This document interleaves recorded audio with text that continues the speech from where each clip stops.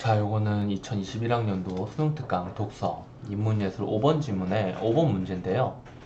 이런 문제 같은 경우에는 2점짜리 보기 추론 문제의 유형이죠.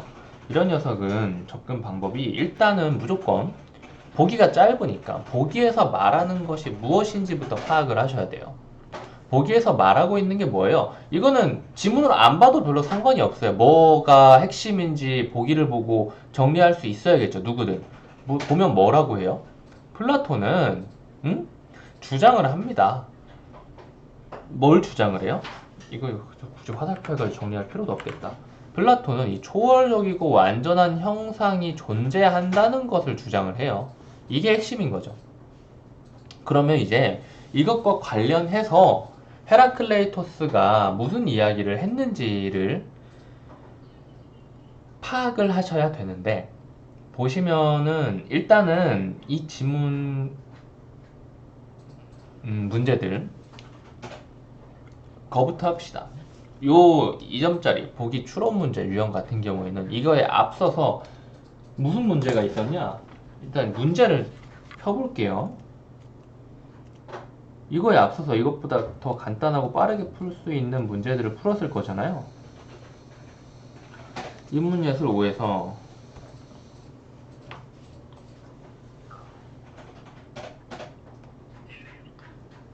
기억이랑 니은이랑 디귿 밑줄에 대해서 이거 문제가 살짝 특이하기는 한데, 기억이랑 니은이랑 디귿 밑줄 문제를 풀기 위해서는 어쨌든 이 짧은 지문을 처음부터 끝까지 정독을 했어야 됐단 말이죠. 그쵸? 그럼 이거 5번 이것도 사실 2점짜리 문제가 아니라 3점짜리 문제로 봐야 될 것 같은데, 뭐 아무튼 간에 앞 문제를 다 풀기 위해서는 보통 이제 흐름 문제 하나랑 그리고 내용 일치 문제 하나를 풀게 하는데, 이거는 그런 문제로 딱 잡히는 게 없네요. 다 밑줄 쳐놓고 그것 가지고 장난질하는 문제인 것 같은데, 어찌됐건 앞 문제를 다 풀기 위해서는 이것도 읽었어야 되고 여기도 읽었어야 됐고 여기도 읽었어야 됐어요. 오케이? 일단 기본적으로 그냥 이 2번, 3번, 4번 문제 기억, 니은, 디귿 요 녀석들 나온 문단만 이제 동그라미 쳐본 거예요. 그러면은 너무 신기하게도 여기가 나오죠. 여기가 나오고 여기에서 사물에 나타나는 변화에 앞서 계속 존재하는 사물이 존재하지 않는다. 그런 것은 없다라고 이야기를 하죠. 이 부분이 플라톤이 말하는 것과 정확히 반대되는 부분이에요. 그래서 여기를 보시고 일단 풀어주시면 되는데, 이것도 살짝 어렵게 선지를 전체에다 뿌려놨어요. 핵심적인 포인트 자체는 여기다가 이야기를 하지만은, 이 지문 같은 경우에는 이제 헤라클레이토스가 이 관점대로 여기서부터 여기까지 전부 다 이야기를 하고 있는 거예요. 그러니까 여기서부터 여기까지 처음부터 끝까지 헤라클레이토스의 주장으로 전부 다 이루어져 있는데, 그 과정 속에서 헤라클레이토스의 주장에 일치하는 것, 그리고 헤라클레이토스가 비판하거나 아니면은 부정하거나 반대하는 것이 있겠죠. 그 두 가지에 대해서 아마 이 반대점이 플라톤일 테고, 그 다음에 방금 이야기한 여기 긍정하는 쪽이 헤라클레이토스 맞지? 헤라클레이토스의 의견인데, 이 두 개에 대해서 이제 맞냐 틀리냐, 제대로 말했냐, 잘못 말했냐, 이런 것을 판단하도록 물어볼 겁니다. 그래서 보자면은 여러분이 지문을 보고 일단 이해를 했다 하고 가정을 하고 설명을 좀 할게요. 요거는 지문을 안 보고 이 포인트만 제대로 잡아도 구별되는 선지들이 있단 말이에요. 자, 헤라클레이토스는 플라톤의 형상이 존재하지 않는다고 보겠죠? 그리고 2번, 헤라클레이토스는 플라톤의 형상은 동일시에 오류를 저지르게 한다고 보고, 동일시에 오류는 어디 있어요? 여기 있네요. 동일시에 오류는 언제 저지르게 돼요? 그 하나하나가 다르다는 데 주목하지 않고 집단을 가리키는 낱말을 사용할 경우에 동일시에 오류를 저지를 수 있다라고 하죠. 이 그 하나하나가 다르다는 데 주목하지 않고 집단을 가리키는 낱말은 언제 쓰게 되는 거예요? 유사점에 의해 분류된 사물들의 집단인 거죠. 그런데 플라톤의 입장, 그러니까 헤라클레이토스 입장에서 이게 다 다르니까, 다 다르니까 당연히 이런 문제를 저지를 수밖에 없죠. 근데 플라톤의 입장에서 보면 뭐예요? 플라톤의 입장에서 보면은 이건 유사점에 의해 분류된 사물들이 아니라 형상에 의해서 분류된 거죠. 플라톤에 의하면 이건 제대로 한 거예요. 하지만 헤라클레이토스가 봤기 때문에 이렇게 동일시의 오류를 저지를 수 있다고 이야기를 한 거겠죠. 그래서 이것도 맞는 말입니다. 그리고 3번 플라톤의 형상은 강은 흘러도 같은 물방울이 그대로 있음을 설명할 수 있겠군. 요거 보십시오.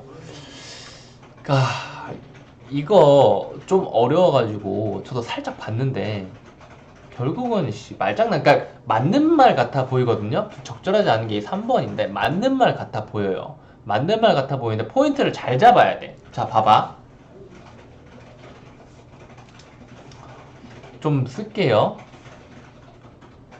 헤라클레이토스는 헤라클레이토스는 결국 그 여기서 뭐 형상이다 아니면은 뭐 계속 존재하는 사물 뭐 그런 것은 없다 이렇게 말하는 거에서 본질이라는 단어를 떠올릴 수가 있죠. 헤라클레이토스는 본질이라는 것은 없다고 해요. 플라톤은 본질이라는 게 있다고 하죠. 이것을 형상이라는 단어로 표현을 하고 있는 거죠. 그래서 여기에서 1문단을 읽어보면 강을 건널 때 그 강에 있는 물방울이 어제 강을 건널 때 있던 물방울과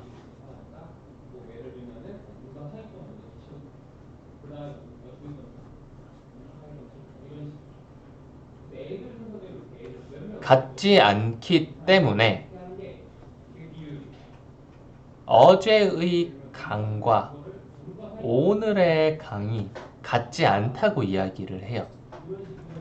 그리고 여기에서 좀 더 읽어보면 이야기하는 바는 강 자체가 다른 것은 아니지 않은가?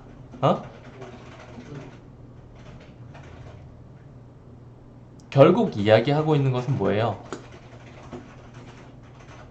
강이라는 것이 본질이 있는 것이냐, 본질이 없는 것이냐로 헤라클레이토스와 플라톤의 이야기를 나눌 수가 있죠. 헤라클레이토스 같은 경우에는 결국, 플라톤의 경우는 어떤 식으로 이야기를 하냐면, 이 미출에 따르면 좀 어려워요. 그러니까 다 이해하는데 좀 어려운데, 이해하고 나면은, 그렇구나라고 이해가 될 겁니다. 이쯤에서 이해를 했을 수도 있고요. 플라톤 같은 경우는 어제의 물방울이 있고, 오늘의 물방울이 있어요. 그리고 그 아래에 본질적인 강이 있습니다. 요것은 바로 형상이라는 녀석이에요. 그리고 어제의 물방울은 이 강, 형상을 불완전하게 복사한 것. 오늘의 물방울 역시 불완전하게 복사한 것. 그렇다는 말은 뭐예요?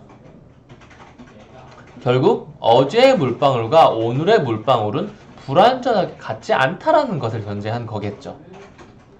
그쵸? 결국 이 포인트는 강은 흘러도 같은 물방울이 그대로 있음을 설명을 하는 게 아니고 플라톤의 형상은 무엇을 설명을 하는 것이냐면 물방울이 달라도 또는 강은 흘러도 그 이후에 나올 말이 뭐예요? 강은 그대로임을 설명할 수 있겠군이라고 해줘야 맞는 선지가 되는 거예요. 그래서 3번은 이렇게 틀린 말이고요. 나머지 이제 이거 지울게요. 4번이랑 5번 선지도 볼 텐데 플라톤의 형상은 사물에 나타나는 변화에 앞서 계속 존재하는 사물에 해당하겠군. 여기죠. 5번 플라톤의 형상은 사물들이 몇몇 특성을 공통으로 가지고 있어. 몇몇 특성 공통 여기 있네요. 몇몇 특성을 공통으로 가지고 있어서 헤라클레이토스가 이야기하는 것은 그런 거죠. 이 세상에 완전히 똑같은 것은 없지만 어찌됐건 몇몇 특성들은 공통으로 가지고 있다. 응? 그래서 그것들을 가리키는데 일반적인 낱말이 필요하게 되고 그리고 이 일반적인 용어는 그들이 공통으로 가진 것이 무엇인지 일깨워준다. 이것이 사실 플라톤의 입장에서 보면은 이 형상이적인 측면으로 접근을 할 수가 있는 거죠.